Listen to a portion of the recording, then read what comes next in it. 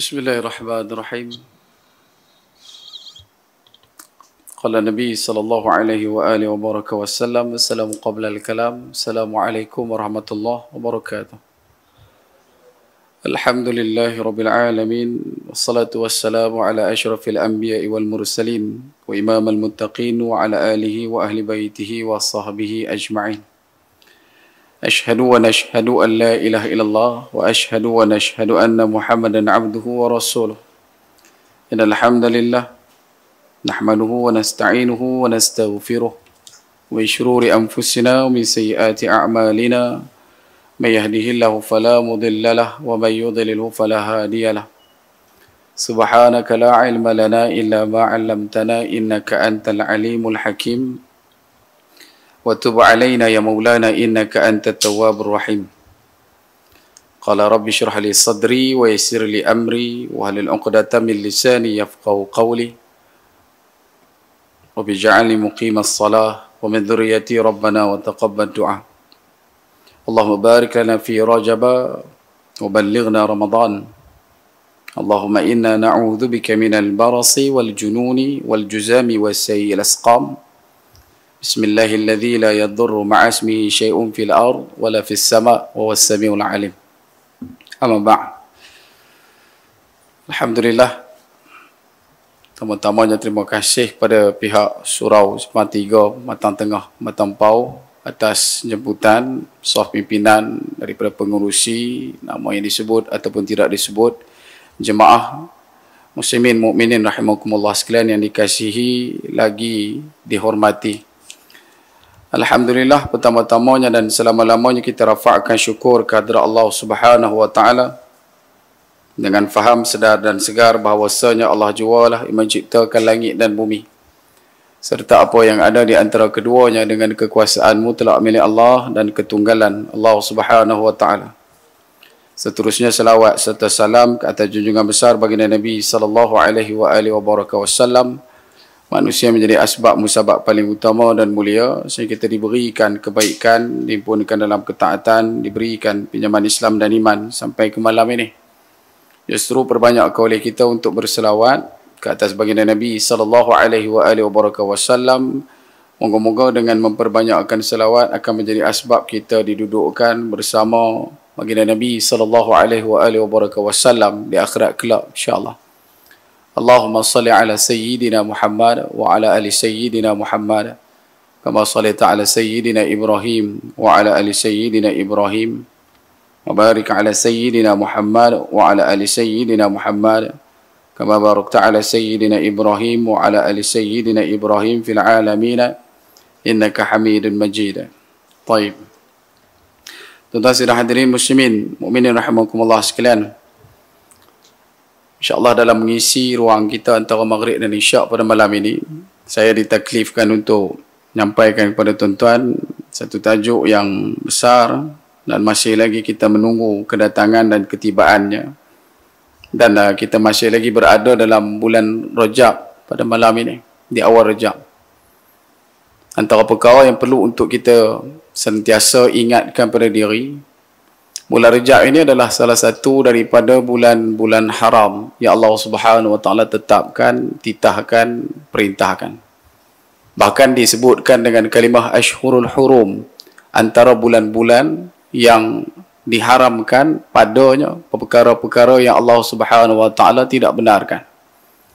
Di kalangan orang jahiliyah sebelum Islam, bila masuk bulan Rajab, bila mana mereka duduk dalam keadaan yang berperang, asal masuk saja Rajab, maka mereka akan berhenti daripada buat perang.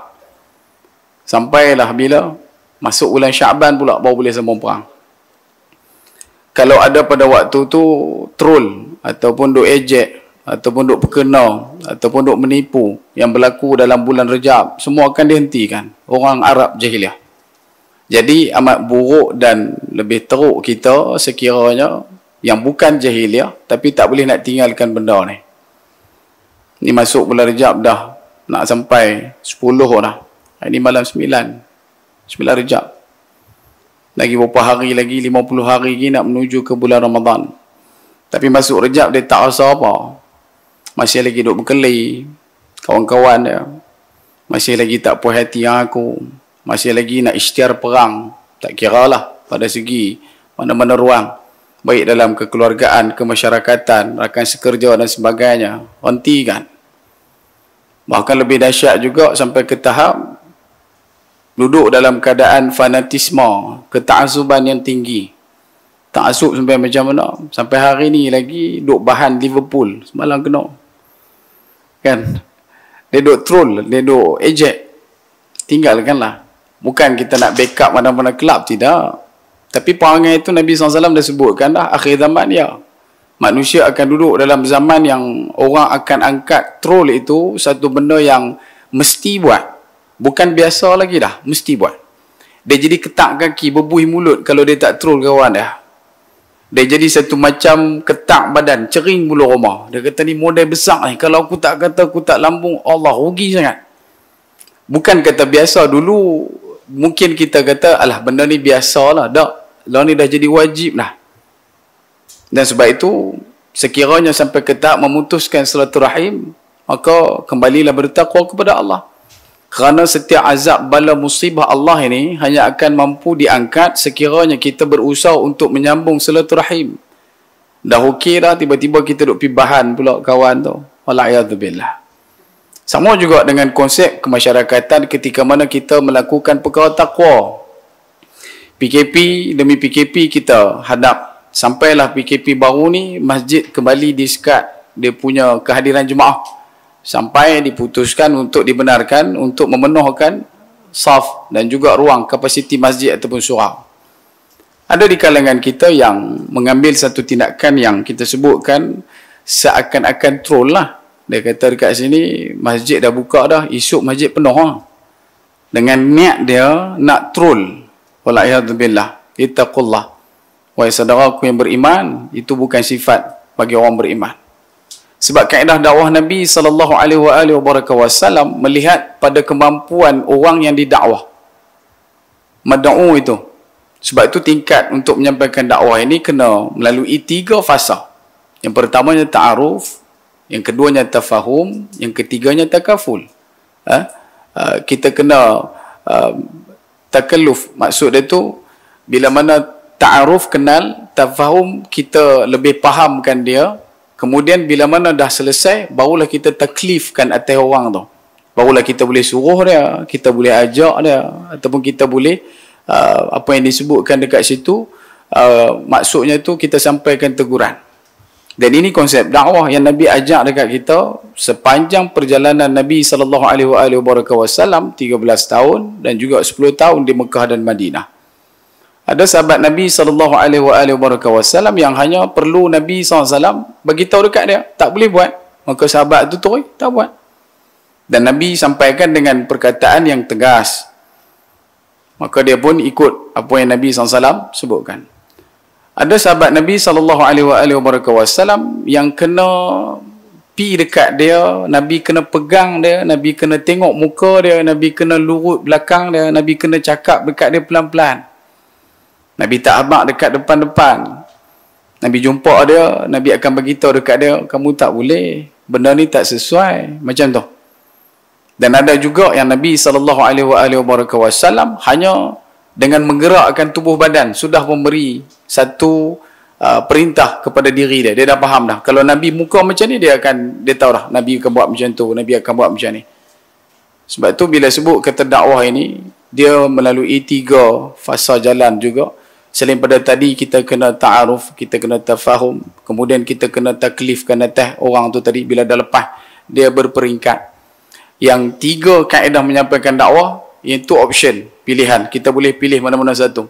Dia tak perlu diikut pada bahagian tahap 1, 2, 3, no. Dia yang hak tadi tu ya, mula ta'aruf, lepas ta'aruf kita dah kenal dia siapa, kita kena tafahum, kita kena faham dia ni jenis lagu mana, kemudian barulah kita kena bagi dekat dia taklif, baru bagi dekat dia tanggungjawab. Itu kena berperingkat.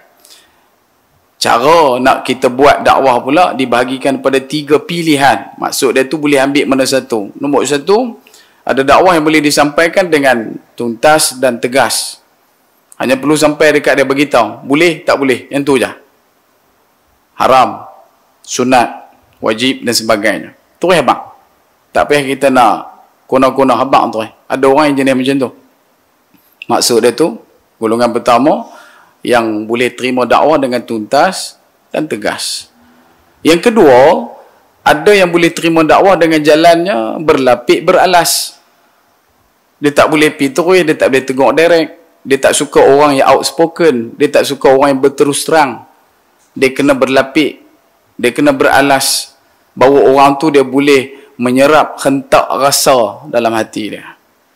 Dan yang ketiga, ada jenis orang yang boleh terima teguran dengan kasih dan belas. Tak perlu pada banyak perkataan, cuma cukup dengan kita pergi dekat dia, tunjuk nilai kasih sayang kita dekat dia, dia dah boleh terima apa yang kita nak dakwahkan.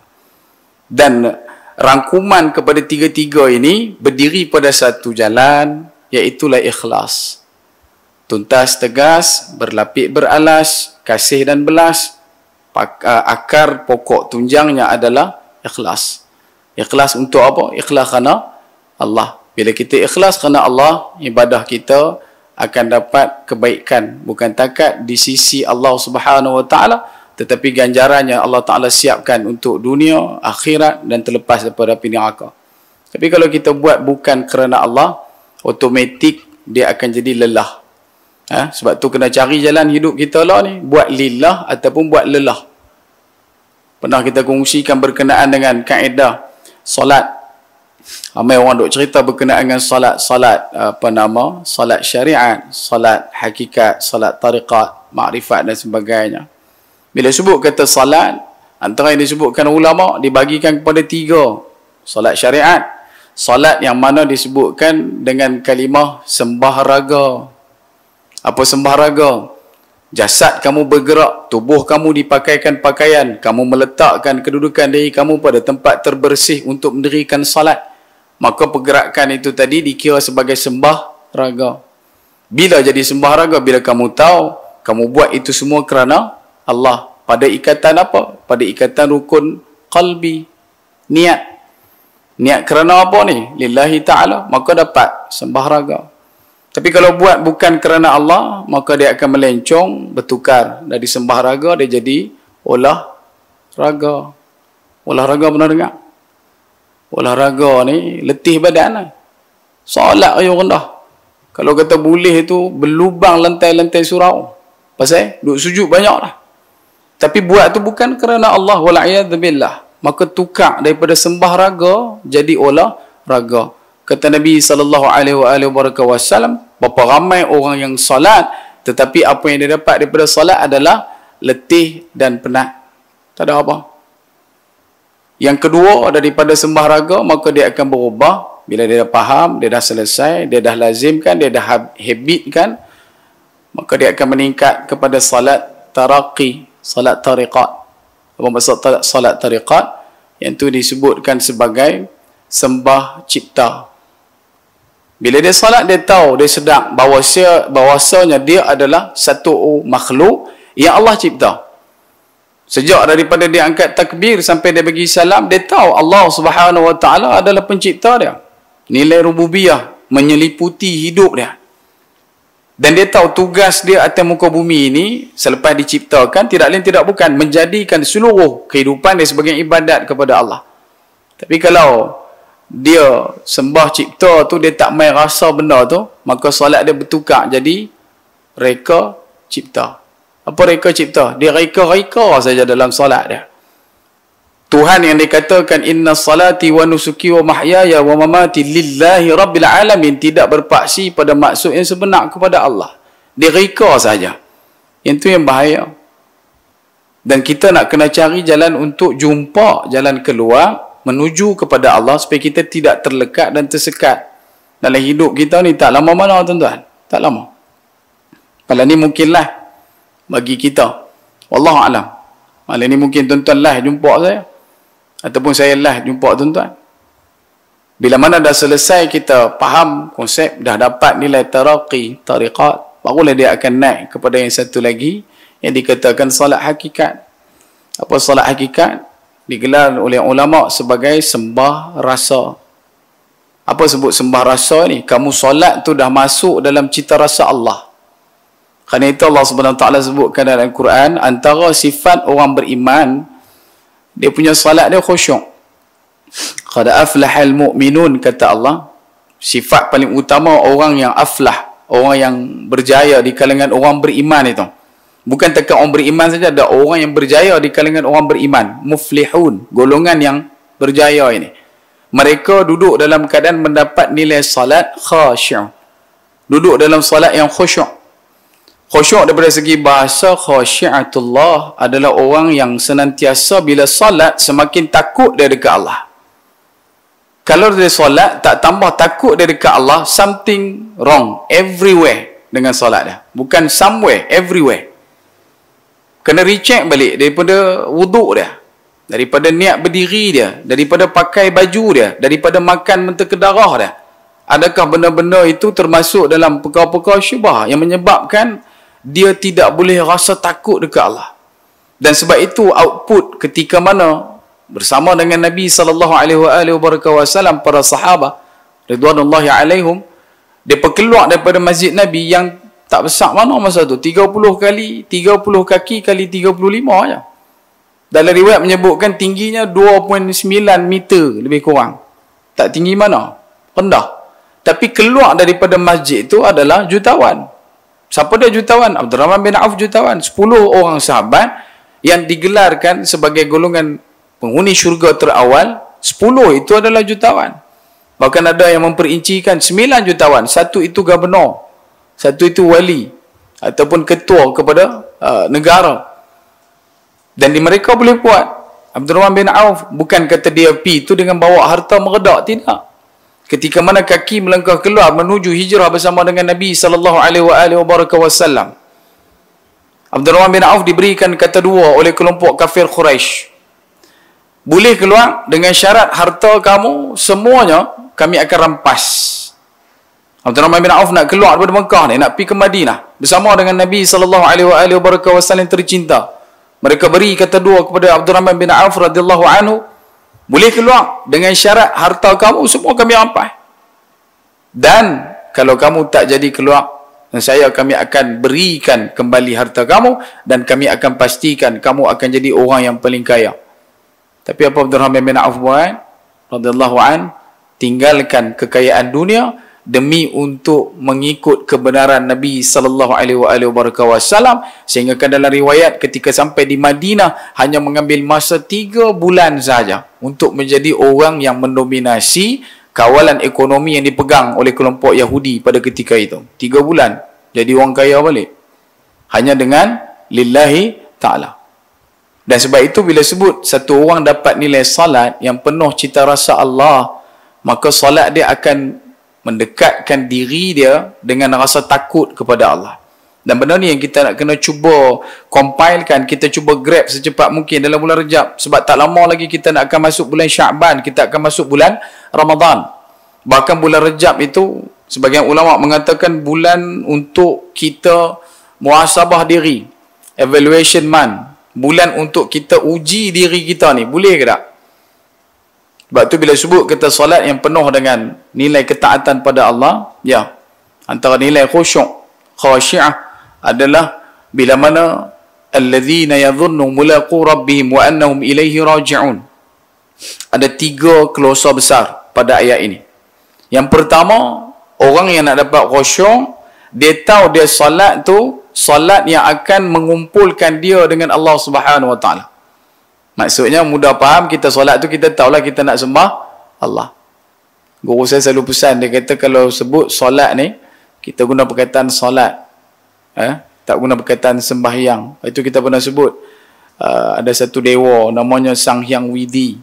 Bila ditanya kamu sembah siapa, mereka akan cakap sembah Tuhan Hyang.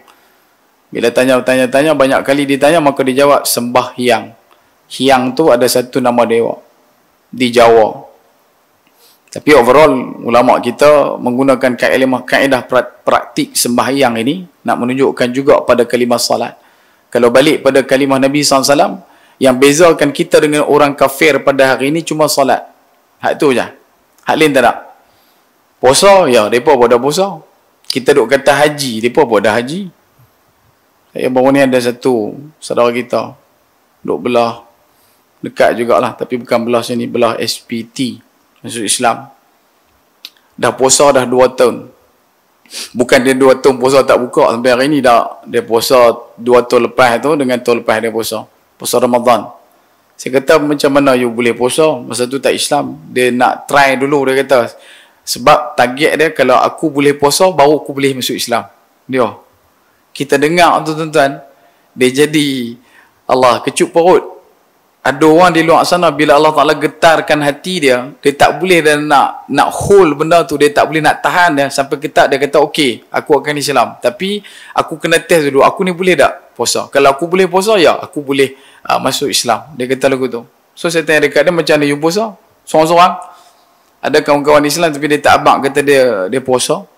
Dia kerja dekat satu tempat yang ada di kawasan kita ni. And then bila dia berbuka, dia terbuka puasa seorang-seorang. Balik rumah, buka puasa dalam bilik dia. Dengar azan dekat radio, kemudian dia buka puasa. Tapi dia tak solat lah sebab dia tak Islam lagi. Last year baru dia Islam. Dalam bulan 10 macam tu. Ni satu orang. Sebab tu bila Allah Ta'ala berikan hidayah, Allah Ta'ala turunkan pula taufiq. Allah Ta'ala akan bagi satu lagi nama dia burhan. 3 benda. Hidayah ni satu getar rasa yang mengatakan la ilaha illallah. Benda ni dia akan duduk dalam hati kita ni macam satu benda yang bergerak cukup kuat. Dia akan bagi hati kita ketang. Hak ni daripada hasil kita buat satu kajian lah dengan saudara kita. Apa yang you rasa bila dapat benda tu? Dia kata satu benda yang ketang sangat. Dia jadi tak tahu nak cakap macam mana. Sampailah ada orang buka jalan dia. Kemudian dia main taufiq, petunjuk. Contohnya kita nak pergi ke Lok Stang. Kita tahu Lok Stang, tapi kita tak tahu nak pergi ke mana. Tiba-tiba kita nampak signboard dia tulis Lok Stang. Boleh faham? Dia punya rasa seronok tu. Macam lah okey lah, hampa ada Google Map apa semua. Lab pergi masuk dalam bendang pun lagi jumpa balik jalan. Hak ni dulu punya cerita nak pergi Kejai, nak pergi Malau, nak pergi Tokai, nak pergi Jenun. Tak tahu nampak pokok getah ya, kan? Nampak bendang dan sebagainya, tak jumpa. Nampak signboard, lega. Dia jadi lagu tu. Dan satu lagi, Allah Ta'ala akan turunkan burhan. Burhan ini maksud dia bimbingan. Maksudnya bukan takat kita tahu ada signboard tunjuk Alok Start, tapi ada orang pula main, marshal duk main kat kita. Nak pergi mana ni Alok Start? Jom saya escort. Tuan-tuan rasa macam mana? Dia jadi rasa Allah Rabbi. Dan benda ni yang kita selalu jumpa dengan saudara kita yang merengkam kadang-kadang 10 tahun nak memeluk Islam, merengkam 2 tahun nak masuk Islam, bahkan sampai ke tahap dah belajar salat, dah mengucap dah pun. Kan dalam salat ada tahiyat, kan? Asyhadu an la ilaha illallah wa asyhadu anna Muhammadar Rasulullah. Dah hafal dah pun. Dah tahu maksud dah pun. Fatihah dah lumat dah. Baru Islam, baru syahadah. Sampai terah tu. Cuma yang hak terbaru ni, yang main dekat kita, 2 tahun dia puasa. Dan kita pun beritahu dekat dia, puasa di Malaysia ni 13 jam 30 minit. Standard Puspakom. Bukan sembarang jaya, satu Malaysia ni 13 jam 30 minit. Tapi kalau anak awal boleh buka puasa di Panama, buka puasa di Argentina, lepas 9 jam 10 jam. Dalam 2 tahun belakangan ni dia punya rate dia tu 9 jam 10 jam. Tapi kalau orang rasa tough lebih, duk makan MXT 4 kilo sehari, hampir buka puasa dekat Norway, Oslo. Situ 2 tahun lepas 21 jam 40 minit puasa. 21 jam 40 minit bang. Satu hari 20 jam. Sama noh, bertampuh sama. Saya pun 24 jam kak. 24 jam sehari. Depa kena puasa 21 jam 40 minit.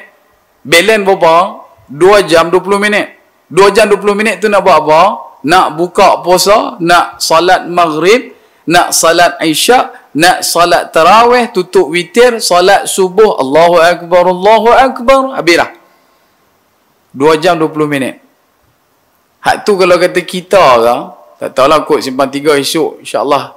Amin. Covid selesai habis. Amin. Tempuh buat satu rombongan, jom kita pergi sana. Try puasa. Ingat, bukan kata kurma tangkai itu saja. Dengan kotak kita telan. 21 jam 40 minit bang. Tahun lepas, mereka tak boleh puasa ikut time mereka. Sebab mereka ada midnight sun. Tengah malam tapi bulan tak ada. Tengah malam ada matahari. Siang malam sama. Matahari duk pusing lagu tu ya. Matahari tak terbenam. Dia no sunset. Maka lepas itu tak puasa Ustaz. Puasa ingat jangan tak puasa. Lepas puasa ikut waktu Mekah. Dia jadi lagu tu balik. Fatwa keluar bila matahari tak tenggelam, maka depa akan puasa ikut waktu Mekah Saudi. Maka mereka pun ikut lebih kurang macam kita dalam 13 jam, 14 jam. Sebab tu kalau jangan kita ni budak-budak okeylah duduk depan TV saya keluar lagu apa nama waktu buka puasa tu dia keluar mai dia tulis tu Sabah pukul 6 5 minit dah buka dah. Hati ni duk fikir uish duk Sabah pun syok. Hak duk Sabah tu tengok kita time sahur depa kata duk Semenanjung syok. Kita duk buat mangkak teruk, duk buat teruk kata nak pergi buka puasa sana. Tak ada lebih kurang sama aja. Nah, ada yang cepat, ada yang lambat. So saya pun beritahu dekat dia jangan jadi macam satu orang kawan saya. Dia masuk Islam 2 minggu sebelum Ramadan. Masa 2 minggu sebelum Ramadan tu kita sempatlah buat apa nama munaqasyah, kita bincang ramailah. Dalam kelas kita tu ada dekat 30 orang masa tu, 30 lebih di Pulau Pinang. Kita pun abang dekat dia. Nanti you puasa macam ni. You dengar azan. Dalam radio lah senang. You tak payah sebab kadang-kadang kita nak dengar azan. Mungkin dengan puasa ni. Tengok apa nama ayam lari depan muka pun macam ayam kucing lari depan muka pun nampak macam ayam goreng lah. So kalau kita nak dengar azan dekat luar ni mungkin susah. Lalu dia buka radio. So kita abang ada 2 minggu sebelum puasa. Dia pun beritahu okey. Semua settle dah lah. Buka puasa ke macam mana batal puasa okey. Dia pergi 2 hari sebelum puasa dia pergi ke KL. Dia kerja sana untuk projek dia. Dia balik mai selepas 3 minggu. Lagi seminggu lagi nak habis Ramadan. Jadi seminggu nak habis Ramadan. Bila dia dah balik, dia pun arrange satu gathering. Kita pun jumpa. Ajak buka puasa di rumah dah. Kita pun pergi ramai-ramai buka puasa.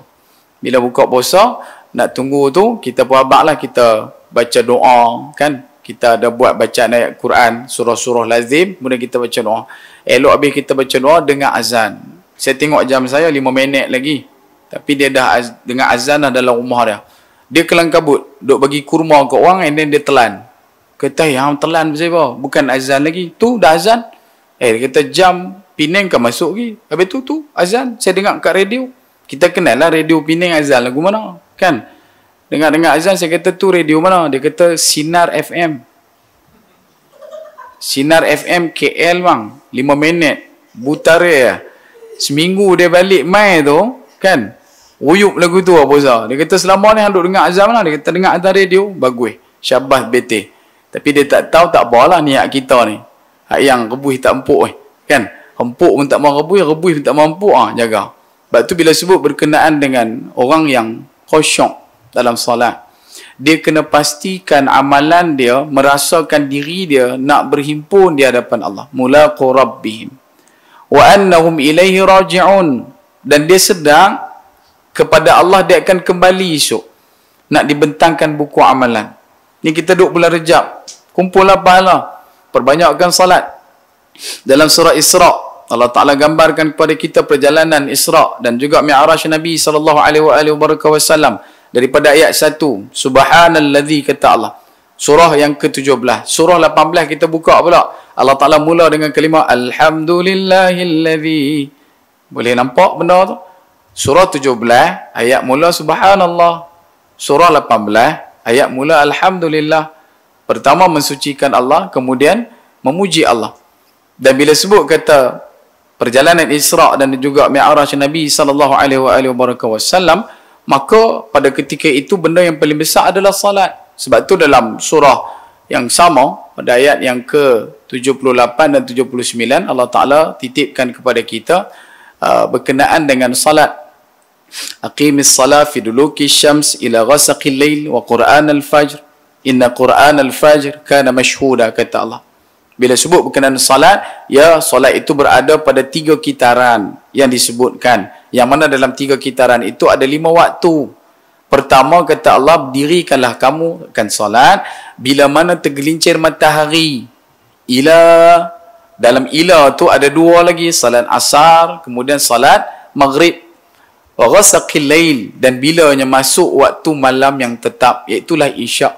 Wa Qur'an al-fajr, dan juga salat fajar, iaitu merujuk kepada subuh. Inna Qur'an al-fajr kana mashhuda. Sesungguhnya bacaan di waktu fajar banyak yang menyaksikan. Dalam hadis lain Nabi SAW menyatakan, siapa yang menyaksikan, kata Abdullah bin Abbas, dalam satu riwayat Nabi SAW menyatakan, innal malaikatul lail wal malaikatul nahar tajtami'u fi salatil fajr. Sesungguhnya malaikat malam dan juga malaikat siang berkumpul pada waktu fajar. Sebab itu bila masuk bulan Rejab, dah jadi satu perkara yang kita kena mestikan dalam hidup kita untuk merancakkan amalan yang utama, amalan solat. Amalan solat. Dah buat dah 5 solat, 5 waktu solat, jaga. Solat awal waktu dah, cantik. Jemaah dah, alhamdulillah. Tambah dengan solat apa? Solat sunat yang ada. Kalau kata boleh buat solat sunat qabliyah ba'diyah, tafadhal, teruskan. Boleh pula bangun malam, ya, buat solat tahajud, tutup dengan witir. Tak larat lah ustaz, bangkit tengah malam dia jadi cerin bulu roma, baru lepas tengok gambar kampung pisang bersiri-siri, kan, takut zomba dah kata. Duduk dekat atas katil, banyak istighfar. Astaghfirullahalazim, astaghfirullahalazim. Banyakkan istighfar. Kalau kata ada kekuatan, ya, ambil wuduk. Barang mungkin buat 2 rakaat mathna kata Nabi SAW. Buat solat jangan kita turis dahsyat sangat. Kita buat solat kena ikut Nabi SAW. Ni buat benda yang tak ikut Nabi ni tak boleh. Baik ikut Nabi. 3 orang sahabat ikut Nabi. Abdullah bin Mas'ud. Kemudian ada satu orang sahabat Al-Mughirah, dan satu orang lagi namanya Zaid Al-Harithah. Ikut Nabi SAW solat malam di masjid. Dia pun nampak Nabi bangun tengah malam untuk solat tahajud, dia pun pergi follow belakang. Kebiasaan Nabi selalu solat tahajud. Maka dia pun duduk belakang Nabi SAW solat. Bila solat belakang Nabi, Nabi angkat takbir rakaat pertama bang, surah Al-Fatihah, amin. Surah Al-Baqarah dibacakan, Alif Lam Mim, sampai ayat last 286. Rakaat pertama. Al-Mughirah kata, lepas ni rokok kot. Dah, Nabi sambung surah Ali Imran 200 ayat. Bi'ang. Naik wai suku pakai da'ah. Uyuk ni 200, wai suku baru 15. Hak keluar NVX 155. Niat keluar ADV baru 18. Tak lepas. Naik dalam berita, dia dah kat jelah pokok manggil. Surah Ali Imran. Maka habis surah Ali Imran dah ayat last, rokok kot. Tak. Nabi sambung surah An-Nisa 176. Laju lagi 125 tak boleh potong 176. Habis 176 nak rokok ni. Tak. Nabi sambung surah Al-Ma'idah. Sampai disebutkan dari riwayat Nabi menghabiskan 5 juzuk 4 halaman rakaat pertama. Kemudian baru Nabi SAW rokok. Habis salat, kata salah seorang daripada 3, Al-Mughirah mengatakan, selepas pada malam tu kami tak ikut dah Nabi solat malam. Bukan pasal letih diri lama, tak. Sebab kami ni duk teragak-agak bila Nabi nak rokok. Tuan-tuan faham? Contohlah imam malam ni pula. Saya kena kita. Qul huwallahu ahad, Allahus samad, lam yalid wa lam yulad wa lam yakul lahu kufuwan ahad. Kita rasa apa nak rokok dah kan? Tentu imam balas boleh. Qul a'udzu birabbil falaq min syarri ma khalaq. Kita duk kata satgi habis. Elok nak rukuk dia balas pula. Qul a'udzu birabbin nas. Letak lagi selipar tu imam ada atas bumbung. Dia kata hang buat main noh. Dah bukan buat main. Benda tu mungkin boleh jadi sebab ditunjukkan oleh Nabi SAW. Sebab tu jangan kita duk rasa senang sangat nak mentah-mentah ikut Nabi tanpa ikut ulama. Ni bila ulama bagi contoh teladan, kita duk tibai paku rapat tu. Bubuh halang getah atas dia. Bubuh paku 6 inci tu. Ulama ni tak erti. Kita ada Quran dengan sunnah, ambil terus. Ingat senang nak makan benda mentah. Imam Syafi'i rahimahullah ta'ala bukan saja buat dia main ajak dekat kita. Dah. Ulama hadis, beratus-ratus ulama hadis di zaman selepas pada Imam Syafi'i mengatakan kami bermadhab Syafi'i. Antaranya Imam Suyuti. Karang kitab beratus kitab dah. Dia pun bermadhab Syafi'i. Tiba-tiba hang ABC pun tak larat nak suruh tulis. Lepas tu boleh duk mengaku abang kata aku tak mau ikut mazhab, nak ikut Nabi SAW terus. Susah tuan-tuan. Susah. Bukan saya kata tak boleh. Saintis bila kata tak boleh, dia kata orang tak pergi ikut Nabi. Dah. Lepas tu saya kata tadi tu, 3 tu. Tuntas tegas, berlapik beralas, kasih dan belas. Mana satu? Bila mai daripada Nabi SAW, ya, kita ikut. Nabi SAW ajakkan kepada kita angkat takbir. Ada 2 mazhab. Ada 2 tempat nak angkat takbir. Angkat takbir, satu sama dengan telinga, satu sama dengan bahu. Bukalah mana-mana mazhab, dia akan ajak kita angkat takbir 2 tempat. Satu dekat telinga, satu dekat bahu. Dan tak boleh kita terlampau soleh buat dua-dua. Ataupun kacuk, dia jadi sam-sam. Ataupun terlebih, tengok gambar Ultraman angkat tangan lebih tinggi tu, nak serenda apa? 2 je. 2. Boleh pilih tak? Boleh. Nak ambil yang mana? Ini asal nak angkat tangan, ya boleh. Asal nak letak sini, ya boleh. Yang tak boleh, tak angkat langsung, ataupun angkat kena muka member. Ni pun mujuk 1 meter, taklah kena member sebelah. Nabi SAW menyatakan, nak letak tangan ketika qiyam selepas takbir. Allahu Akbar. Yumna alal yusra. Tangan kanan mesti atas tangan kiri. Nabi kata, Sallu kama ra'aitumunni salli. Tengok macam mana aku salat. Salat kamu, tengok macam mana aku salat. Tangan kanan atas tangan kiri. So kita buat untuk kita. Bila kita nampak ada orang buat kiri atas kanan, jangan kita daripada jauh pergi ambil buah ombak 3, buah siku ke dah. Hang ikut siapa ni? Nabi tak ajak kiri atas kanan. Tuan-tuan jaga. Kampung saya, Allah yarhamuhu, dah lah kawan tu. Tangan kanan dia paralyzed. Tangan kanan dia lumpuh. Allahu Akbar, tangan kiri, tangan kanan tak boleh angkat, tuan-tuan. Tapi dia nak jaga adab dia. Nak jaga silaturahim dia. Nak bagi orang tak was-was dengan dia. Dia angkat takbir, Allahu Akbar, dia angkat tangan kanan yang lumpuh ni, dia pegang. Sebab tangan kanan dia tu lumpuh. Yumna alal yusra. Kita baru mengaji 2 line muka surat kita hadis. Sesat ada ni, neraka. Tuan-tuan, Nabi ajak kita, no. Jangan mudah sangat nak prasangka, nak buruk sangka. Bila dah letak tangan, baik. Tempat letak tangan ada 7 mazhab. Nak letak di dada ke, antara dada dengan perut ke, perut dengan pusat ke, atas pusat ke, di rusuk kiri ke, ataupun tak angkat, tak letak di mana-mana. Takbir tu kan. Kita nak letak qiyam tu kan. Ada 7 mazhab. Boleh pilih salah satu. Dan kaedah mazhab Syafi'i adalah antara dada dan juga pusat. Sepakat semua. Tak ada kita duk buat semua sekali. Aku adalah orang yang ikut sunnah, aku nak buat semua yang Nabi ajak. Punggah. Anda buat apa? Sapu minyak UG cat 5. Tuan-tuan faham benda ni? Nah? Sebab tu jangan kita mudah sangat duk tibai orang kata dia ni sesat, bid'ah, khurafat dan sebagainya. Baca Fatihah ada 4 mazhab. Kaedah mazhab Syafi'i yang kita duk biasa dengar, ya, bismillah jahar, kuat. Bismillahirrahmanirrahim. Alhamdulillahirabbil alamin. Mazhab yang kedua, bismillahirrahmanirrahim. Alhamdulillahirabbil alamin. Ar-Rahmanir-Rahim. Bismillah perlahan. Yang ketiga, rakaat pertama, bismillahirrahmanirrahim. Alhamdulillahirabbil alamin. Rakaat kedua, alhamdulillahirabbil alamin. Ar-Rahmanir-Rahim. Tak baca bismillah. Yang keempat pula, mazhab kaedah baca Al-Quran bagi surah Al-Fatihah ketika salat, tak baca bismillah. Alhamdulillahirabbil alamin. Rakaat pertama sampai habis. Dan bila mai dekat kita, kita tak minta lah. Tetapi kalau mai, ya, relax dulu. Jangan duk pitibai dia ni Wahabi ke, Wasabi ke, dia ni Kuburiyun ke, dia ni jenis orang capal ke apa ke. No, mau buat relax. Relax lo, Papa Roger. Boleh faham tak? Bukan ruang untuk kita kata orang ni sesat. Bukan ruang untuk kita menerakakan orang. Nabi 1400 tahun lepas berusaha keras. Luka tubuh mulia baginda Nabi SAW. Merintih hiba Nabi. Meleleh air mata Nabi. Berdoa kepada Allah. Ketika mana usai daripada pengusiran ke atas Nabi di kota Taif. Berhenti di satu kebun milik Utbah dan juga Syaibah bin Rabi'ah.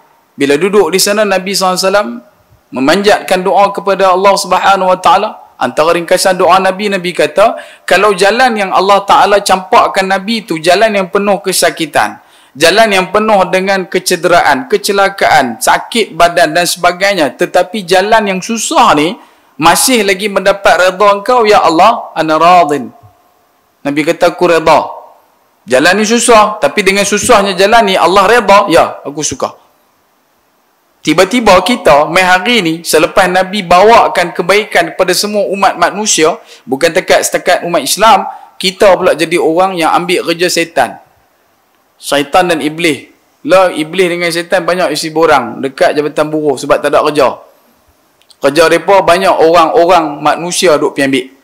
Dia boleh tahu dia ni neraka tak neraka. Dia tengok muka, dia ni neraka whale ni.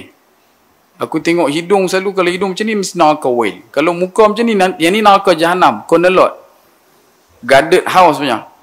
Masuk dalam tu memang kena ada touch baru boleh masuk. Neraka punya dahsyat. Dan dia boleh tahu pula satu orang yang lain pula, oh yang ni syurga, yang ni syurga. No, bukan kerja kita. Yang tu kerja Allah. Sebab tu bila sebut berkenaan benda ni, jangan main. Jangan kita kelang kabut sangat. Antara lain, nak turun rokok, daripada rokok tu, nak turun sujud. Yang tidak kan? Sami Allahu liman hamidah, Rabbana lakal hamd. Kita nak turun sujud. Tuan-tuan turun dengan lutut ke dengan tapak tangan? Saya pernah tanya kat satu tempat, yang tapak tangan dia angkat. Yang lutut pun ada angkat. Yang tapak tangan dia buat usaha tak puas hati dekat orang yang turun dengan lutut. Hak yang turun dengan lutut dia usaha tak puas hati orang turun dengan tapak tangan. Dalam hadis Abu Daud menyebutkan dua-dua kaedah turun tu ada. Satu hadis diriwayatkan oleh Wa'il. Satu lagi hadis diriwayatkan oleh Abu Hurairah radhiyallahu anhu. Daripada Abu Hurairah radhiyallahu anhu, Nabi SAW turun sujud dengan menggunakan dua telapak tangan. Turun dua telapak tangan dulu, kemudian baru turun lutut, kemudian barulah turunkan kepala. Daripada hadis Wa'il, Nabi SAW turun dengan lutut dulu, kemudian baru tapak tangan. Jadi maksud dia dekat situ, orang turun lutut, betul tak? Betul. Orang turun tapak tangan, betul tak? Pun betul. Yang tak betul, turun pala lu. Sini ada turun pala lu. Sami Allahu liman hamidah, Rabbana lakal hamd. Timba. Dia buat turun pala, pacak kaki naik atas. Tak ada. Orang duk relax lah. Mengaji. Tak tahu tanya dekat orang yang lebih alim. Dan bila kita nampak depan mata kita, untuk kita tarik handbrake tengok. Bukannya untuk kita bubuh signal tibai tu dah. Bukan MyV. Buat relax sudah lah. Kan? Sebab tu bila sebut berkenaan perkara ini, ya. Bila kita faham konsep ni, teguran Allah dalam Al-Quran, bacaan daripada hadis Nabi SAW tentang salat, ia untuk kita pakai. Kita duk mengaji kitab fiqh berkenaan salat, fiqh manhaj, Munaitul Salih, Fathul Bari dan sebagainya. Teguran-teguran dibawakan ulama untuk diri, bukan untuk kita tengok dekat orang. Ada orang tanya dekat saya satu tempat, dia kata, Ustaz, apa hukum salat, kita salat berjemaah ni, tiba-tiba ada satu orang, dia duk tengok celah kaki masa rokok. Rokok kan tengok celah kaki. Baik, saya tanya dekat Pak Long tu, Pak Long, dia sembahyang seorang, dia sembahyang sunat kan, sembahyang jemaah fardu ni. Kita sembahyang fardu, main jemaah. Macam mana Pak Long boleh tahu dia tengok celah kaki dah? Saya duduk tengok dah. Pak Long duduk tanah, saya duduk sebelah dah. Oh, Pak Long tengok dah. Jadi apa hukum Pak Long kalau Pak Long tengok orang masa sembahyang? Masa sembahyang patut hang kena tengok dekat tempat yang hang target sujud tu lah. Dia pergi tanya, apa hukum tengok celah kaki? Saya takut mungkin dia tengok masa sembahyang sunat. Tak, tengah duduk solat. Memang duduk sebelah. Dia kata memang confirm Zat, memang dia tengok celah kaki. Tak tahu kot dia pisau kepala dekat celah kaki dia. Oh, hang tengok celah kaki. Allahu Rabbi. Sebab tu kita tak ada masa nak tengok salah orang. Ni bulan Rejab dah tuan-tuan. Tak ada masa dah nak tengok salah orang. Kena tengok salah diri. Betul ke solat kita? Yang dikatakan inna salati itu betul kan? Kerana Allah Ta'ala. Wa mahyaya, hidup kita ni kerana Allah, betul kan? Sebab tu kalau kata dah boleh salat, ya, teruskan, tambahkan, banyakkan, evaluasi, kita cuba tengok balik, hisap balik, nilai balik solat kita. Sebab solat ni kita kena selalu recheck sebelum kena reject. Boleh faham? Ni solat tak pernah recheck. Dia jalan lah. Bubuh kunci start berau. Macam mana tayar ke, minyak enjin ke apa ke, dia buat tak tahu lah. Padahal benda tu kena recheck. Takut nanti kena reject. Kemudian dalam bulan Ramadan, dalam bulan Rajab menuju Syaban juga, perbanyakkan puasa sunat. Boleh ambil puasa, banyak puasa. Ni esok Isnin, try tengok puasa Isnin. Kalau kata boleh kuat, tambah Isnin, Khamis. Nanti masuk 13, 14, 15, buat Yaumul Bid. Kalau boleh lagi, ada kekuatan, buat puasa Daud. Kalau mampu lah. Bahkan kalau balik tengok takwim, ni, takwim pun ada. Boleh check tengok. Berkenaan dengan nak puasa sepanjang bulan Rejab. Boleh tak? Boleh. Tak ada masalah. Mau, janji cek mau Nah. Dan puasa Daud tu kan? Sehari puasa, sehari tak puasa. Ni dia kata saya dah puasa Daud semua saya buat. Solat pun buat solat Daud. Punggah. Subuh buat, lohor tak buat. Asar buat, maghrib tak buat. Isyak pula buat. Buat apa ni? Solat Daud. Banyaklah macam solat Daud. Tu mau bagi tapak Sulaiman pun dah. Merepek. Puasa sajalah. Kan? Sebab tu kalau kata puasa ni kenapa penting? Sebab puasa satu amalan yang Nabi sampaikan kepada kita, yang bila kita mendayung ni kita boleh heret banyak benda. Satu ibadat yang mana kita buat, kita boleh buat banyak benda. Bila puasa, nak kata ke orang, dia akan kata, hang tunggu. Lepas maghrib nanti aku main. Dia tunggu buka puasa dulu. Ni pun satu, salah faham kot. Dia ingat malam tak kira kot. Malam puasa dia tu. Okey, bila puasa, kita nak buat benda maksiat, dia jadi susah sikit. Dia rasa rugi. Bila Ramadan, bila kita puasa, kita nak baca Quran mudah. Senang. Dan dia akan rasa rugi kalau tak baca Quran. Bila dia puasa, dia nak selawat tu dia rasa senang. Dia rasa mudah. Dan dia rasa rugi kalau dia tak selawat. Bila dia puasa. Bila dia puasa, dia nak mengumpat orang dia jadi Allah Rabbi. Tak mau nanti pahala puasa aku akan ruyuk. Dia nak tengok benda-benda yang, benda-benda yang merepek. Benda-benda yang ada double meaning dan sebagainya. Dia akan jadi tak boleh nak pergi. Pasal puasa dia. Dia nak lara dengan PUBG kah? Dia nak lara dengan ML kah? Baru apa dia? Impostor. Kan? Dia nak main game teruk-teruk sampai lupa. Tak boleh. Dia kena buat juga. Dia kena buat yang amalan juga. Habuan puasa dia. Sebab tu kalau boleh banyakkan puasa. Jangan kita tak pernah langsung. Ada anak-anak kecil, kita cuba usahakan. Bagi dia motivasi. Suruh dia buka dia puasa sampai habis hari. Kalau tak mampu sampai lohok, ya. Esok kita buat sampai asak bang kata. Habis asak, dia kata, boleh lagi sambung. Buat sampai maghrib. Kalau boleh, bila anak puasa, kita pun support puasa dah. Dan kena ingat, bulan Rejab, Syakban, 50 hari yang belen duk ada ni tuan-tuan. Tolong settle peringat anak-anak kita, isteri kita, anak-anak perempuan kita, adik-beradik kita yang perempuan, berkenaan dengan video, berkenaan dengan ganti puasa. Ni, kadang-kadang dah nak masuk bulan Ramadan dah, dia boleh buat iklan KFC kat anak-anak dah. Tak tahu, tak ganti. Hangguk hang, yang bulan Rejab duk ada awak tak pergi habang. Ni. Tak lama dah, 50 hari je bang. Kalau kita tak peringat, siapa lagi nak peringat? Qu anfusakum wa ahlikum nara. Ni, kerja kita. Kalau dia tak dan, ingat sampai bila-bila saya beritahu dan saya sampaikan dekat tuan-tuan, catat tahun bila ini tak puasa berapa hari. Tolong catat. Tolong sangat-sangat catat. Sebab kita tak tahu bila waktu kita mungkin akan meninggal dunia dan sebagainya. At least Nabi SAW suka beritahu dekat kita, tulis letak bawah bantai. Tulis letak dalam satu tempat simpan dan pesan dekat anak-anak kita ni. Banyak hari ni tak puasa dan sebagainya. Kemudian antara amalan lain nak menuju Ramadan. Nanti bila habis puasa Rejab, kita masuk Syakban. Ya, Syakban boleh banyakkan.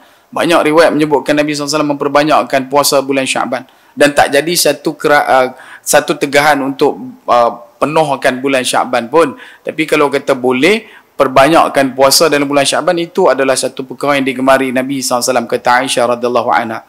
So bila kita dah puasa mula Rejab, masuk Syakban, nanti masuk Ramadan dia tak jadi krem bang. Dia tak jadi transformer hilang habis grease tu. Nak berdiri dia jadi sangkut habis. Puasa kita dah biasa dah. So bila masuk Ramadan dia fluent lah. Dia smooth yang masuk. Solat pun sama juga. Ni tarawih imam baca qul huwallah pun dah marah. Apa baca panjang-panjang. Asal macam nak starlight kat dia. 20 berkeliar ni nanti main 20 ke 8. Rabbi tak habis. Di Yaman 500 rakaat. 500 rakaat. Ingat kita kaki naik atas apa? Zaman sahabat dulu ikat tali dekat dinding dan tiang-tiang untuk pegang ketika solat. Bukan untuk bagi sakit dah. Depa nikmat benda lagu tu. Depa boleh rasa lazat bila solat. Sebab depa nak macam tu. Sampai zaman Nabi SAW, bila mana bulan Ramadan melakukan tarawih, ya mereka buat amal-amal. Maksud amal-amal itu sini buat, sana buat. Sampai zaman saya dulu mak dikumpulkan baru dikira sebagai jemaah. Dan itu yang kita sambung sampai hari ni. pun masih lagi duk tak puas hati nak buat apa, buatlah banyak mana pun. Kalau kata nak buat, kalau boleh buat dua, ada setengah orang tanya, boleh tak nak buat dua? Buat dua. Tapi nampak sangatlah balok kan. Tapi dia tak boleh, saya kerja, memang saya tak, ya, buat dua. At least. Sebab tarawih ni bulan Ramadan je dah. Tuan-tuan boleh buat tarawih lah. Tak kira besok ni duk buat bisik kawan, jom kita buat tarawih siap-siap, nanti bulan Ramadan kita katuk surau. Tak boleh, ingat apa? Ingat pinjaman tekun lah banyak siap-siap gitu. Dah, dia kena on time. Tak boleh kita nak buat korban bulan lah, sebab bukan bulan korban. Sebab tu kalau boleh kita solat, ya masuk bulan Ramadan nanti smooth Kemudian yang ketiga, perbanyakkan Quran. Baca Quran. Ini semalam pun saya abang lah. Quran perbanyakkan. Bila sebut kata Quran, bukan kita kata tak baca langsung, baca hari-hari kita baca Fatihah, kita baca kan, sehari kita baca ada 17 kali Fatihah dalam setiap rakaat solat kita baca. Tapi yang disebutkan qiraatul Quran ini adalah di luar waktu solat, perbanyakkan. Imam Syafi'i rahimahullah taala melazimi untuk khatam Quran seminggu sekali, bulan biasa. Masuk bulan Ramadan 3 hari sekali bang, 3 hari sekali khatam Imam Syafi'i rahimahullah taala. Nabi SAW setiap solat malam khatam Quran. Setiap solat malam. Di zaman sahabat disebutkan, siapa dia? Abdurrahman bin Auf. Solat malam dia, Sayyidina Uthman ibn Affan radhiyallahu anhu. Mereka bila solat malam boleh khatam Quran. Ni, sahabat-sahabat Nabi SAW boleh khatam. Kita ketam. Kan? Hujung bulan boleh nampak ketam. So, cari jalan. Tak boleh Ustaz. Saya bukannya hafaz. Saya tak boleh nak baca banyak-banyak. Ambil kaedah baca qul Allah 3 kali. Kan? Ada satu kisah berkenaan dengan satu orang hamba Allah berkahwin dengan seorang anak kepada tok guru. Maka tok guru ni kata kalau nak kahwin dengan anak dia 3 syarat. Yang pertama khatam Quran tiap malam. Yang kedua qiyamul lail. Yang ketiga puasa sepanjang tahun. Baru boleh jadi menantu dah. Maka satu hamba Allah ni pun mai. Dia kata boleh. Memang saya duk buat benda ni. Dia kata betul ke ni? Betul. Cantik. Nikah. Bila menikah, balik daripada nikah tu tadi, malam tu, lepas isyak di masjid, dia pun balik. Balik-balik, bini dia duk tunggu. Tidur pakai kain telekung siap-siap dah. Dah laki dia abang kata buat tiap-tiap malam. Qiyamul lail. Tiap-tiap malam bangun tahajud. Bini tidur pakai telekung lah siap. Tak tahu bangkit pukul, dekat pukul 6 baru bangkit. Dia kata dia ni biar betul, dia abang kat pak aku kata dia tahajud. Bini tak tidur malam tu. Malam pertama pasal dia abang kata lelaki dia seorang yang duduk jaga tahajud. Maka dia pun bangkit siap-siap, mandi semua, dia keluar pi masjid. Balik. Bila balik, bini dia pun tunggu dekat dapur. Lelaki ni balik-balik sampai masuk dalam rumah, tengok ada pek ngah dengan gulai ikan temenung dekat dapur. Dia tunggu lagi. Tengok lelaki dia ni balik-balik, ambil pek ngah, bubuh yak teh siap, cicah makan. Dia pun pergi belakang dekat pak dia. Pak mentua lelaki itulah, pak pada perempuan ni. Dia kata, "Pak, kita dah kena tipu." Pasal apa kena tipu? Kan pak dah bagi syarat nak menantu yang tahajud, kemudian duduk dalam keadaan yang sentiasa puasa sepanjang tahun. Yang keduanya, satu orang yang khatam Quran. Lepas tu, lelaki hang jadi di mana? Lelaki saya tak ada, tiga-tiga pun tak ada. Semalam saya tak tidur tau, tunggu dia sampai pukul 6, dia kata tahajud. Tahajud pun duk mengerah, teruk Kawan basuh kawah, tang tu. Balik malam tidur lena, kan? Tak tahu dah habis-habis, pak dia tanya dekat menantu dia. Hang biar betul yang abang kata hang cukup 3 syarat ni, pasal apa hang makan? Dia kata, ya, memang saya makan. Tapi hang abang kata hang puasa sepanjang tahun. Bukankah Nabi SAW menyatakan barang siapa yang berpuasa 6 hari di bulan Syawal, umpama dia berpuasa sepanjang tahun. Jadi saya puasa dah, puasa 6 itu, pak tak puasa ke? Aku puasa, habis tu clear. Dia buat muka tak puas hati sebab baca yuria apa. Buat relax sudah. Habis tu dah, okey, dia kata tak tu tak apa. Yang kedua, hang kata orang yang bangun qiyamul lail, bangun malam, qiyamul lail. Bini yang tunggu hang tau. Bini yang duk tidur sebelah hang tapi dia tak lena, dia duk tunggu hang nak bangun qiyamul lail ke apa ke. Maka dia abang dekat pak dia, saya solat isyak berjemaah di masjid.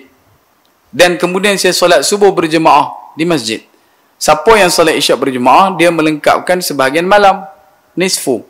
Dan barang siapa yang solat subuh berjemaah di masjid, dia melengkapkan seluruh malam. Maka saya dah qiyamul lail lah. Okey, kita beroleh kemenangan yang kedua. Baginda pasal okey, itu tak apa. Yang ketiga ni pasal apa hang kata khatam awak bini hang kata tidur tu Tak, saya tak tidur. Sebelum saya tidur saya baca qul huwallah 3 kali baru saya tidur. Qul huwallahu ahad, Allahus samad, lam yalid wa lam yulad wa lam yakul lahu kufuwan ahad. Saya tidur. Bukankah baca 3 kali surah Al-Ikhlas bersamaan dengan 1 kali khatam Al-Quran? Ya betul. Beroleh kemenangan yang ketiga. Kan? Hak yang bini dia menyorok bawah sibuk tu. Malu dah pasal. Sebab tu kalau tak boleh ambil yang jauh, duk tahu dah Julai tu duduk hujung dah, ambil dekat-dekat lah. Dah tahu dah buah 66 tu duduk dekat pulu, buah stir ada dekat atas pucuk, ambil lah buah 66. Sebab kita cuma boleh takat ambil yang tu je. Tapi janganlah ambil yang tu daripada umur 30, 40, 50, 60 yang tu ya. Hari-hari makan buah 66 mau berpinau mata tuan-tuan. Picek darah tinggi pun doktor tu pun penin. Sebab tu kalau duduk dalam keadaan yang kemampuan kita, perbanyakkan baca Al-Quran, paling tidak qul Allah 3 kali, ataupun Al-Kafirun 4 kali, ataupun idza zulzilatil ardu zilzalaha 2 kali, bersamaan dengan 1 kali khatam Al-Quran. Imam Sayuti menegaskan umat Islam satu hari kena baca 1 juzuk Al-Quran. 1 juzuk ni banyak mana? 10 helai 20 halaman. Al-Quran ada 604 muka surat. So kalau kita baca 10 helai, ada 20 halaman kat situ, 1 juzuk. Bila kita boleh buat. Tak boleh buat setengah. 5 line depan belakang, 10 halaman. Tak boleh juga buat dalam 1 line depan belakang.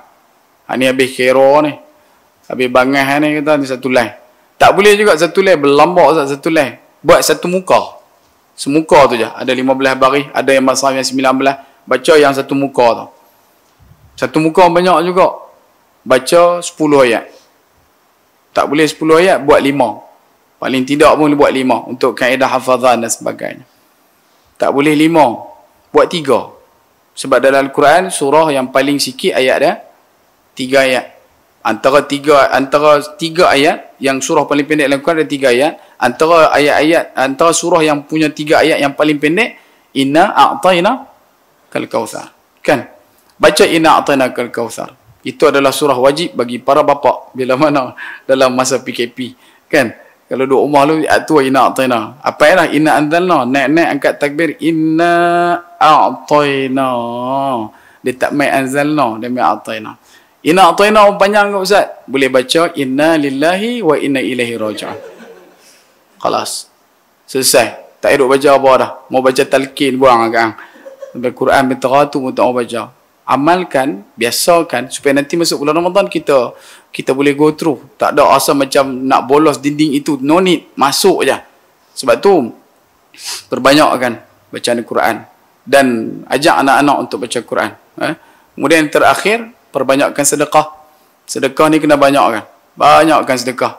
Sedekah dekat orang. Cari sedekah terbaik. Sedekah yang kita paling sayang, benda itulah yang kita kena bagi. Benda yang paling kita sayang. So kalau kata ada benda yang kita nak sangat-sangat dan benda tu ada dengan kita, bila kita nak sedekah, sedekah benda tu. Ni main kalau kata sedekah ni, dia bagi baju zaman Hel Amir. Bukan baju ni elok Ustaz, baju elok, bukuk-bukuk, no. Kan? Hak kolor sampai ke dada. Boleh selit dalam poket depan tu. Kaki mau ada 25. Kaki sama besar dengan pinggang. Hak tu bagi ke orang masa banjir, masa kebakaran dan sebagainya. Padahal kita nak kena bagi baju yang bentuk badan, baju bau. Dan kalau boleh bagi tu bagi semua. Bagi banyak. Nah? Dan sedekah ni kadang-kadang kita dipaksa untuk sedekah dalam keadaan kita tak tahu. Keluar-keluar tengok slipper tak ada. Mulut jangan duk keluar perkataan pelik-pelik. Bulan Rejab. Sebut kat situ, Alhamdulillah. Moga Allah Ta'ala terima sedekah aku. Tapi tak tahu sedekah kat siapa. Gigi duk kancin. Duk baca doa aku tu. Moga Allah terima sedekah aku. Kan? Kita bukan sahabat. Sayyidina Umar boleh ligan orang yang curi ridak dia. Sambil sebut dekat situ, qabil, terimalah. Cakaplah aku terima. Cakaplah aku terima. Sambil duk ligan pencuri tu, pencuri buat lari kain ridak Sayyidina Umar radhiyallahu an. Sayyidina Umar ligan dia sambil kata, cakaplah aku terima, cakaplah aku terima. Sebab aku sedekah dah kat hang benda tu.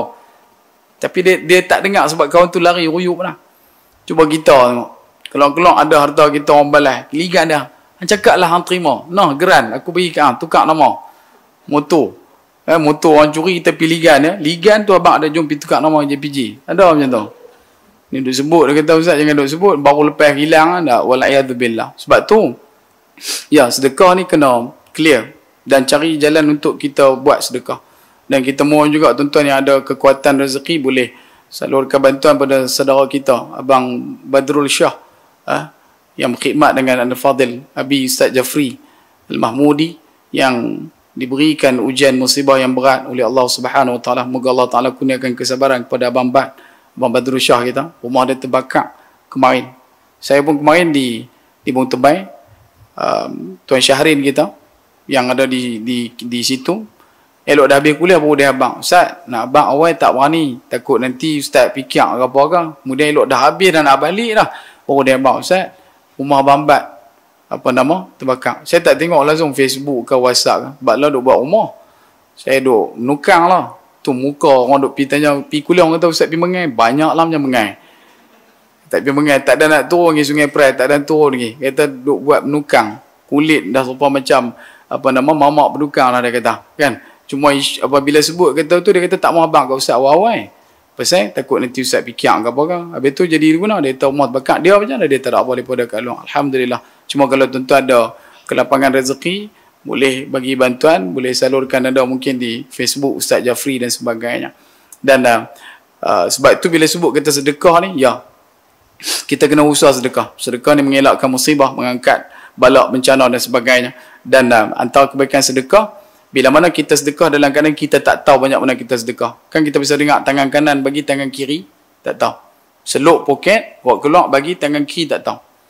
Bila bab sedekah. Lepas tu ada satu kisah yang disebutkan. Ini diceritakan analogi oleh guru saya. Dia kata ada satu orang hamba Allah pergi sembahyang Jumaat.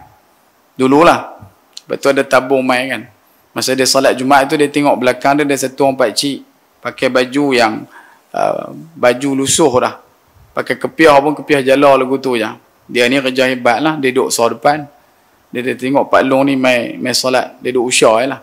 And then bila mana mai tabung, dia pun bawa keluar duit. Dia seluk poket dah. Bila dia seluk poket dah, dia tengok-tengok dekat duit yang dia pegang tu, kelapa sawit. Tahu kelapa sawit? 50. Maka dia tengok 50, dia seluk balik. Dia cari-cari, dia gagau banyak tu. Tarik keluar, asal macam duit plastik lah. Tengok-tengok, RM1 cantik. Dia pun ambil duit RM1, dia bubuh dalam tabung. Elok dia nak tolak tabung, tiba-tiba ada seorang, Pak Long yang duduk belakang dia tadi ni quit dah. Pak Long tu quit, and then dia kali kat Pak Long tu, dia bagi kat Pak Long tu bagi duit kat dia. 50. Kutubah kan, tak boleh cakap. Maka Pak Long tu bagi duit kat dia 50. Dia pun ambil tu dalam perasaan hati dia ni cukup terhina. Pasal dia sangka Pak Long ni orang yang susah, orang kampung. Tapi sedekah dia 50. Aku kerja hebat, baru dapat air sinar. Kan? Pasal apa aku boleh sedekah RM1 ya? Dia ni sedekah 50. Pakcik ni biar betul. Dia pun bubuh dalam tabung sambil sedih, tolak. Elok tolak pakcik tu quit lagi. Dia kata, biar betul 50 pun dah bagi, dah nak bagi lagi. Dia pun kali-kali tengok Pak Long tu, dia kata, ku tebah biar. Aku nak abang kang 50 tu duit hang. Bukan duit aku. Masa dia tarik tu jatuh. Pak Long ambil nak bagi kat dah. Dia duk fikir kawan dah insaf sinetron Indonesia dah tadi. Kamera tak larat nak zoom mai dah. Tak tahu dia pergi abang kata duit ni duit hang jatuh tadi aku bagi tu bagi kat hang yang pergi bulan tabung buat apa? Ya Rabbi, hari tu Allah Ta'ala yang takdirkan dia sedekah RM51. So kalau kata kita lepas ni siap sedialah untuk pergi masjid dan sebagainya, bubuh 50 siap. 50 sen dia kata. Jangan bubuh RM50. Dia kata bubuh 50 sen. Bubuh duit yang kita target nak sedekah. Target kita seminggu untuk Jumaat berapa ringgit kita nak bagi. Bahkan kalau kata boleh, biar dia jadi kebiasaan. Bagi kat anak kita untuk dia bubuh dalam tabung. Kadang-kadang mak bapak dia saja buat. Dia tak pernah nak train anak dah. Dia kata ni, nah, ayah bagi kat hang duit RM20. Sekali tabung mai ke ataupun hampir kat tabung hampir bubuh duit RM20. Bagi dia biasa. Sampai satu saat kita pergi solat Jumaat dengan anak-anak akan pesan kita, ayah mana ada duit? Nak apa? Nak bulan tabung? Nampak? Dia boleh jadi pengingat kita. Tapi kita tak ingat, kita pula duk sebut budak-budak tak boleh pegang duit banyak. Pada pak ada lagi tak boleh pegang duit banyak. Kan? So, perbanyakkan sedekah, jadikan sedekah satu rutin. untuk kita buat tiap hari supaya nanti masuk bulan Ramadan lagi banyak sedekah kita. Boleh sedekah kurma nanti bulan Ramadan. Setengah kurma tu pun dah dikira. Tapi setengah tu isi juga lah. Jangan setengah tu bagi biji kan ya. Nabi kata kurma belah dua. So isi kau ambil, biji hang ambil. Kata biji bagus boleh tanam naik pokok dah. Bagi isi juga. Nanti bulan Ramadan perbanyakkan juga tukar juadah. Juadah kan. Jiran kita, adik-beradik kita, tukar-tukar juadah. Yang actual. Bukan gambar hantar dalam WhatsApp. Yang tu Pak Karim pun boleh buat. Hak ni yang bubuh kuih betul-betul, entah. Hak ni ambil pada hadis Nabi SAW, tapi orang kita dulu dah buat lama dah. Maksudnya, satu kampung ada 50 biji rumah, kita buat cucuk badak 50 biji, kita bedak setiap rumah. Kuih setiap rumah tu tadi akan ada dalam rumah kita juga nanti. Dan pahala kita dapat kat mereka sebab kita makan kuih mereka. Pahala mereka dapat kat kita sebab mereka makan kuih yang kita buat. Nampak tak? Penjanaan pahala, industri pahala dalam bulan Ramadan di dalam kalangan orang Nusantara dah lama dah orang dah buat. Tapi zaman lah dah yang dah buat pahala banyak grup geng food panda lah. Bukannya kita ahli qaryah dan sebagainya. Amalkan. Ada pun dalam surau ada buat majlis buka puasa ke nanti insya-Allah amin. Boleh main buka puasa di masjid di surau. Ya, kita support. Cari satu orang satu hari. Alah jamu benda-benda biasa buka puasa bukan nak berat-berat mana pun, kan? Hari pertama kambing, kedua kambing, tiga kambing, hang buat surau dalam masa kambing tu hari-hari nak pulun kambing, darah tinggi bobok tau, kan? Jangan kita terlampau sangat nak bermegah-megah, bermewah-mewah. Tengok juga ratio bila main ujung Ramadan tu orang tinggal kadang-kadang tiang dengan penyapu dekat surau. Sebab alih semua kan duduk di rumah mencari Lailatul Qadar, kan? Dia tak cari Lailatul Qadar dah. Sebab tu boleh tengok pada kaedah sedekah tu nanti. So insya-Allah saya tidak berniat untuk masa panjang, tetapi disebabkan pematuhan SOP maka kita akur teruskan pematuhan SOP. Jangan duk risau berkenaan dengan vaksin dan sebagainya. Ada orang duk fikir vaksin sampai ni tak habis-habis. Fikir amal. Bagi orang yang beriman, Allah Ta'ala akan lindung dia dalam keadaan yang dia kehendaki. Yang Allah kehendaki. Bukan atas kitanya kehendak. Kalau kita dah minta dah supaya tak kena dan sebagainya, tiba-tiba Allah Ta'ala takdirkan, ya, masih lagi dalam takdir Allah. Apa yang perlu kita risau? Semua benda adalah inna lillahi wa inna ilaihi raji'un. Datang dari Allah, wajib kembali kepada Allah, dan Allah adalah sebaik-baik tempat untuk kembali. Kenapa kita nak sedih? Kenapa kita nak risau? Dan sebab itu, macam yang kita sebutkan selalu, orang yang beriman, dia akan dapat vaksin yang Allah Ta'ala bagi dekat dia sejak daripada awal iman dia kepada Allah, iaitu wala khawfun alaihim wala hum yahzanun. Takkan rasa takut tak tawan punca, takkan rasa sedih tak tawan hala. Boleh faham? Yang duk jadilah ni kencing manis, darah tinggi, jantung, ya, stres. Pasal apa stres? Khauf. Takut tak tawan punca. Apa-apa pun takut. Sedih tak tentu kalu. Juwita punya anak macam mana dia duk fikir Mika lah apa lain, modok relax bang. Jangan duk ambil masuk masalah orang dalam hidup hang. Hidup kita kena sentiasa ingatkan supaya kita jadi orang yang ingat pada Allah SWT. Baik. Moga-moga dekat terus perkongsian. Mohon maaf masa tuan-tuan, terima kasih atas perhatian. Terima kasih juga atas jemputan daripada Surau Simpang 3 Matang Tengah Matang Pau. Dan terima kasih kepada Suap Pimpinan, Pengurusi dan juga Exco Komiti Surau Simpang 3 Matang Tengah. Ini kali pertama saya sampai di sini. Mohon maaf kalau kata ada kekasaran bahasa, terguris bicara, terlajak kata, terasa tak mana-mana. Dan kalau ada kebaikan, mohon tolong sebar-lebarkan. Kalau ada keburukan, mohon tolong kaburkan, leburkan. Dan dari jauh menjunjung duli, dari dekat menjunjung sembah. Mohon maaf sudi diberi kalau ada silap dan salah. Akhir kalam daripada saya, sekecil-kecil ikan pasti ada isinya, sebesar-besar ikan pasti ada tulangnya. Aku liqauli hadha wa astaghfirullahal azim li wa lakum wa lisairil muslimin wal muslimat wal mu'minina wal mu'minat fastaghfiruh fayafudhal mustaghfirin. Wassalamu alaikum warahmatullahi wabarakatuh. Allahu akbar.